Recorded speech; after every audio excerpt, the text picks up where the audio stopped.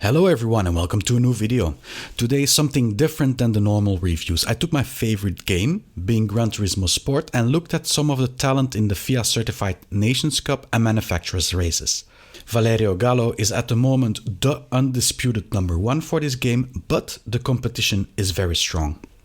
One of those competitors is the 18-year-old Belgian Quinten Jehoul. From Belgium, finished in 8th. The World Series Showdown marked the debut of Quinten on the World Series scene, and it was very exciting. For the Nations Cup in semi-final A, only the 8 first drivers would advance automatically to the Grand Final and the next series. For a long time it looked like Quinten would not continue until the last round, where he gained a spot on Baptiste Beauvois, the French veteran.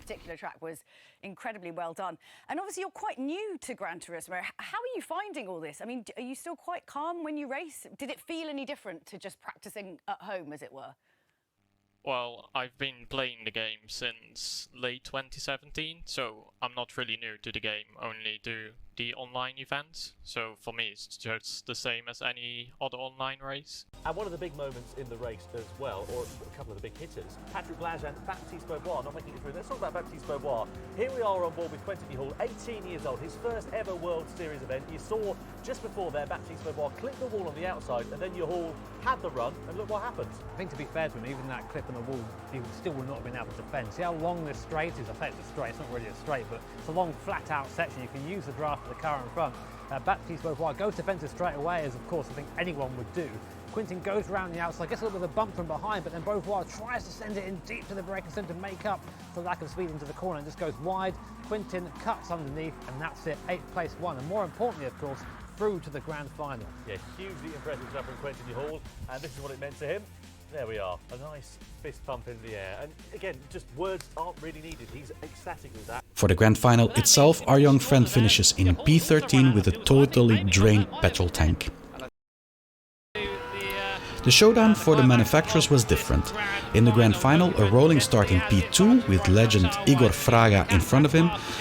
A fantastic race that lifts Peugeot in a 3rd position, with Quinten's personal 3rd place and the failing of Volkswagen to gather any points. Can he complete that here? Can he hold off the charging Mazda of Ryota Kokumin? I'm going to say probably not. He's a good driver, but Ryota's good too, and he's got soft tyres bolted to his RX Vision. Look how much closer he is just through that left-hander. He'll have the draft here, I think done by T1, and in chase of that man, just in your camera for a second, Igor Fraga for Toyota. I don't think that there's going to be anything that Quinten's going to be able to do here, despite his supreme talent, as we've seen demonstrated throughout the Manufacturers Series. I think it's just going to be a little bit of too much of a task to ask here for the Belgian. Through the left-hander they go, and you can see easily how much more grip the soft-tyred Ryota Kokumin has got underneath him. Through the left-hander into this first sector. It's very much one at a time through here, but we know the prime overtaking opportunity through this lap is down into the hairpin bend, which they're about to come through now. Not a bad exit though for Jehoul, and that might just buy him a little bit more time as it stands, as they get ready to come down in towards the braking zone. Indeed, Kokumin's quite close, but not close enough to mount a charge, or is he? He's up the inside. There's contact between the two. Kokumin there with a very late lunge indeed, and he does get through into 2nd place.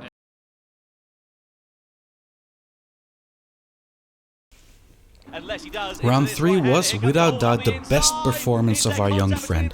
With a pole position, which is his favorite moment, the first Nations Cup victory on a narrow Willow Spring International Raceway seemed eminent, but 2 little mistakes costed him the victory.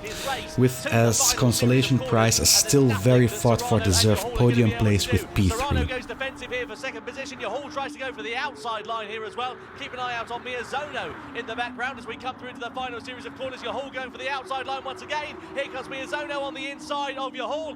Gallo's going to win the World Series here at the Big Willow Springs Raceway, and Serrano comes over the line in 2nd. Jehoul in 3rd. Miyazono. Then, on to the Manufacturer Series. After an absolute masterpiece of driving, his race was crowned with a podium and a P2. Well done, my friends. Behind him is this man, Team Peugeot.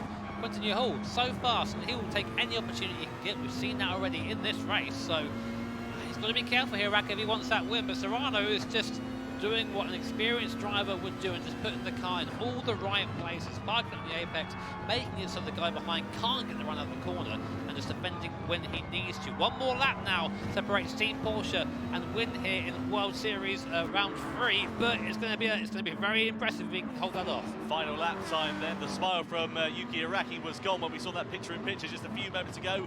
On the brakes in towards that first corner we are once more, and Araki then is going to try and pounce on Serrano. Serrano was just a tad wide out of that first turn on the run down into turn 3. This is the Japanese driver's favourite overtaking opportunity. Serrano knows that, goes for the defensive line once again, but the overspeed of the Dodge Viper is certainly evident here as they come on the brakes into the right-hander. Yuki Araki is going to have no track there. Here comes Quinten Jehoul, ready to try and join the party as well. Side by side, they're going to run down the straight in towards turn number 4. So instead of battling for the lead, it's now defending second place for Yuki Araki. Let's see whether Jehoul is going to be able to make that move stick. Serrano's going for the defensive line ever so slightly. Jehoul's on the inside. There's a bit of argy-bargy, bit of elbow bashing between them. Araki slots down into third place as Jehoul loses traction there. So it was all action stations.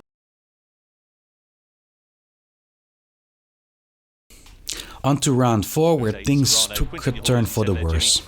After a difficult qualifying session in round 4, Quinten was left dead last in the Nations Cup, and even in the Manufacturers Series with his beloved Peugeot, things didn't look as good as they should have, with a disappointing 9th position. I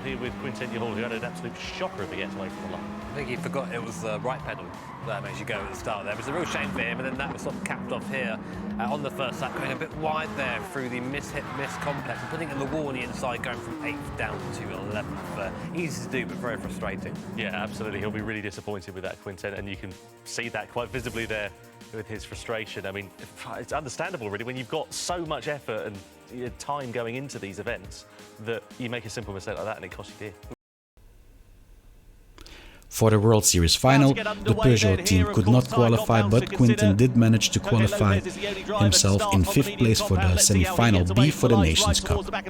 Unfortunately here, that first chicane at Monza spoiled the race for him and left him after an undoubtedly frustrating race on P10, with 1 point at the finish and not able to participate in the grand final. Away from Serrano. Gallo gets a little bit of wheel spin from the second row of the grid, but seems to get it hooked up better in the second phase and jumps ahead of Drummond. So it's Blajan then from Serrano, from Valerio Gallo as they come down in towards the Curva Grande, and here comes Serrano on the outside of Blajan. Gallo trying to join the party as well as he tries to get himself involved in and amongst the mix as he goes through the Curva Grande right behind Jose Serrano. Jehoul's in and amongst the mix there as well as they come in towards the braking zone.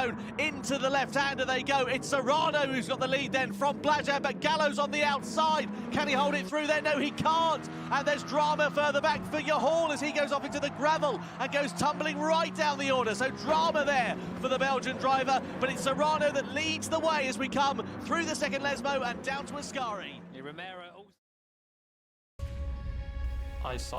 This young lad is certainly someone to look out for in the 2022 series. Most of the small mistakes he makes, in my humble opinion, will be solved with some experience. With his 18 years of age, this young Belgian has the right stuff in him to get very far and nestle himself amongst the top racers of Gran Turismo. So I was able to ask him some questions, and one of them was if it did not bother him that people seem to look at Gran Turismo more as an arcade racer rather than a sim, making it less difficult than, for example, iRacing. And his answer is what I will end this video with. So there are always people complaining, and perhaps iRacing is more difficult, but what truly is important to me is that you need to strive to find the limit of every game, and that is not easy. Thank you all for watching. Don't forget to hit the subscribe button if you haven't already. As always, keep the comments coming, and I will see you all next video.